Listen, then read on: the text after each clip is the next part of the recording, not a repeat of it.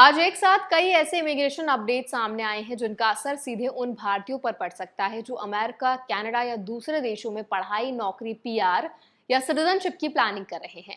America में green card line में फंसे भारतीयों के लिए एक बड़ा झटका आया है। दूसरी तरफ एक इंडियन ऑरिजिन अमेरिकी नागरिक पर सिटीजनशिप रिवोक करने की कार्रवाई शुरू हो गई है, जिसने ये सवाल खड़ा कर दिया है कि अगर इमिग्रेशन प्रोसेस में कभी गलत जानकारी दी गई तो उनके कितने गंभीर नतीजे हो सकते हैं। कनाडा से प्रोसेसिंग टाइम्स को लेकर राहत भरी खबर आई है, जबकि अमेरिका में इमिग्रेशन एनफोर्समेंट को लेकर नई बहस छिड़ी हुई है कि इसका असर सिर्फ माइग्रेंट्स पर नहीं बल्कि वर्कर्स, बिजनेसेस और पूरी इकोनॉमी पर भी पड़ सकता है। इसके अलावा जुलाई 2026 वीजा बुलेटिन ने भी हजारों भारतीय प्रोफेशनल्स और फैमिलीज की प्लानिंग को इम्पैक्ट किया है। आज के इस बुलेटिन में हम सिर्फ हेडलाइंस नहीं कवर करेंगे बल्कि समझेंगे कि इन डेवलपमेंट्स का मतलब क्या है, रूल्स क्या कहते हैं, भारतीयों की लीगल राइट्स क्या हैं, किन बातों का ध्यान रखना जरूरी है और इन अपडेट्स का आपके फ्यूचर इमिग्रेशन प्लान्स पर क्या असर पड़ सकता है। तो चलिए फिर जल्दी से बुलेटिन को शुरू करते हैं। हाय, मेरा नाम है वर्षा दुबे और आप मुझे देख रहे हैं एनबीटी टेक एड पर। सबसे पहले बात करते हैं उस अपडेट की जिसने अमेरिका में ग्रीन कार्ड का इंतजार कर रहे हजारों भारतीय प्रोफेशनल्स को इम्पैक्ट किया है। जुलाई 2026 वीजा बुलेटिन के अनुसार भारतीय एप्लीकेंट्स के लिए एम्प्लॉयमेंट बेस्ड कैटेगरीज में बड़ी स्लो डाउन देखने को मिली है। सबसे बड़ा झटका EB2 कैटेगरी में आया है। इंडिया के लिए EB2 कैटेगरी को फिस्कल ईयर 2026 के बाकी हिस्सों के लिए अनअवेलेबल घोषित कर दिया गया है। इसका सीधा मतलब ये है कि फिलहाल इस कैटेगरी में भारतीय एप्लीकेंट्स को नए ग्रीन कार्ड नंबर्स जारी नहीं किए जाएंगे क्योंकि एनुअल कोटा पूरी तरह इस्तेमाल हो चुका है। इसके साथ ही EB1 कैटेगरी में भी रेट्रोग्रेशन हुई है, यानी कट ऑफ डेट पीछे चली गई है और एप्लीकेंट्स को पहले से ज्यादा इंतजार करना पड़ सकता है। EB5 अनरिजर्व कैटेगरी की भी भारतीयों के लिए फिलहाल अनअवेलेबल हो गई है क्योंकि डिमांड बहुत ज्यादा रही है। यहाँ एक इंपॉर्टेंट बात समझना जरूरी है। वीजा बुलेटिन में रेट्रोग्रेशन या अनअवेलेबिलिटी का मतलब एप्लीकेशन रिजेक्ट होना नहीं होता। इसका मतलब केवल इतना है कि वीजा नंबर्स फिलहाल उपलब्ध नहीं है। जिन लोगों की एप्लीकेशन प्रोसेस में है उनके डॉक्यूमेंट्स, एलिजिबिलिटी और केस स्टेटस अपनी जगह बने रहते हैं। जैसे ही नए फिस्कल ईयर में वीजा नंबर्स अवेलेबल होंगे, मूवमेंट दोबारा शुरू हो सकती है। इसलिए पैनिक करने की जरूरत नहीं है, लेकिन रियलिस्टिक टाइमलाइन के साथ प्लानिंग करना जरूरी है। अब आते हैं सिटीजनशिप से जुड़े एक ऐसे मामले की जिसने भारतीय समुदाय का ध्यान खींचा है। अमेरिका में भारतीय मूल के जसविंदर सिंह के खिलाफ सिटीजनशिप रिवोकेशन की कार्रवाई शुरू की गई है। अमेरिकी अधिकारियों का आरोप है कि उन्होंने इमिग्रेशन प्रोसेस के दौरान अपनी पहचान और इमिग्रेशन हिस्ट्री से जुड़ी इंपॉर्टेंट जानकारी छिपाई थी। सरकार का कहना है कि परमानेंट रेजिडेंसी और बाद में नेशनलाइजेशन प्राप्त करने के लिए गलत या अधूरी जानकारी का इस्तेमाल किया गया। अगर अदालत इन आरोपों को सही मानती है तो उनकी सिटीजनशिप रद्द हो सकती है और आगे डिपोर्टेशन की प्रोसेस भी शुरू हो सकती है। ये मामला सभी इमिग्रेंट्स के लिए एक इम्पॉर्टेंट सीख है। अमेरिका में नेचुरलाइजेशन मिलने के बाद भी अगर सरकार ये साबित कर दे कि citizenship fraud, identity fraud, material misrepresentation या इंपॉर्टेंट फैक्ट्स को छिपाकर प्राप्त की गई तो डीनेचुरलाइजेशन की प्रोसेस शुरू की जा सकती है। इसका मतलब ये नहीं है कि हर छोटी सिटीजनशिप छीन ली जाएगी गलती पर, लेकिन यदि जानबूझकर गलत जानकारी दी गई हो, फेक आइडेंटिटी का इस्तेमाल किया गया हो या इमिग्रेशन हिस्ट्री छिपाई गई हो तो कई साल बाद भी कार्रवाई पॉसिबल है। भारतीयों के लिए सबसे इंपॉर्टेंट सलाह यही है कि immigration forms, visa applications, green card filings और सिटीजनशिप एप्लीकेशंस में हमेशा पूरी और सही जानकारी दें। किसी कंसल्टेंट, एजेंट या थर्ड पार्टी के कहने पर भी कभी गलत जानकारी सबमिट ना करें।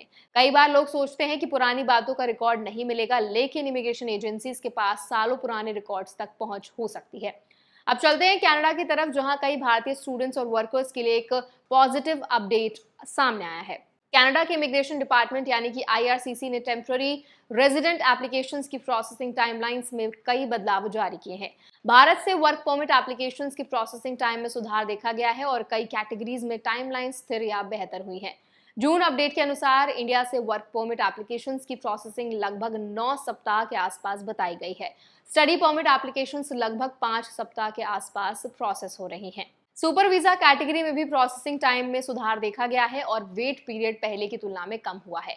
लेकिन यहाँ एक जरूरी बात समझना इंपॉर्टेंट है। IRCC जो प्रोसेसिंग टाइम दिखाता है वो गारंटी नहीं होता, ये केवल एक एस्टिमेट होता है। किसी एप्लीकेंट का case documents, background verification, additional review या एक्स्ट्रा इंफॉर्मेशन रिक्वेस्ट की वजह से कम या ज्यादा समय भी ले सकता है। इसलिए अगर आप कनाडा के लिए अप्लाई कर रहे हैं तो इनकम्प्लीट डॉक्यूमेंट्स या फिर लास्ट मिनट फाइलिंग से बचना बेहद जरूरी है। अब बात करते हैं अमेरिका में इमिग्रेशन एनफोर्समेंट को लेकर चल रही बड़ी बहस की।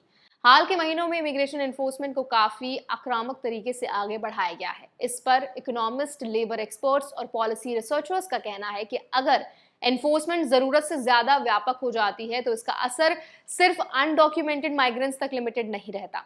Agricultural, construction, health care, hospitality और कई लेबर इंटेंसिव सेक्टर्स में वर्कफोर्स की कमी पैदा हो सकती है।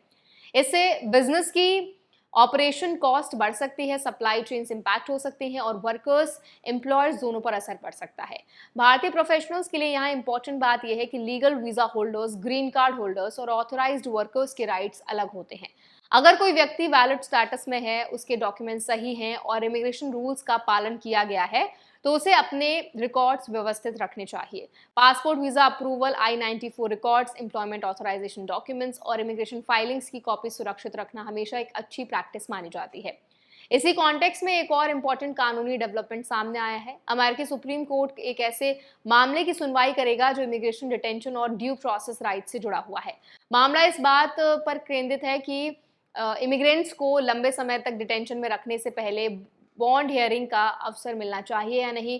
निचली अदालत ने कहा था कि लंबे डिटेंशन पीरियड में ड्यू प्रोसेस प्रोटेक्शंस लागू होती हैं और सरकार को डिटेंशन जारी रखने का मजबूत आधार दिखाना चाहिए। अब सुप्रीम कोर्ट इस मुद्दे पर अंतिम कानूनी स्पष्टता देगा। ये मामला भारतीयों के लिए इसलिए इंपॉर्टेंट है क्योंकि ये याद दिलाता है कि इमिग्रेशन सिस्टम में एनफोर्समेंट पावर्स के साथ कॉन्स्टिट्यूशनल प्रोटेक्शंस और ड्यू प्रोसेस राइट्स भी मौजूद होते हैं। हर इमिग्रेशन केस अलग होता है, लेकिन लीगल प्रेजेंटेशन और प्रोसीड्यूरल राइट्स को समझना बेहद जरूरी रहता है। तो आज के बुलेटिन से सबसे बड़ी सीख ये निकलती है कि ग्रीन कार्ड बैकलॉग और वीजा बुलेटिन मूवमेंट को ध्यान से ट्रैक करें क्योंकि पॉलिसी चेंजेस सीधे वेटिंग टाइम को इम्पैक्ट कर सकते हैं। इमिग्रेशन प्रोसेस में कभी भी गलत जानकारी देने का जोखिम ना लें।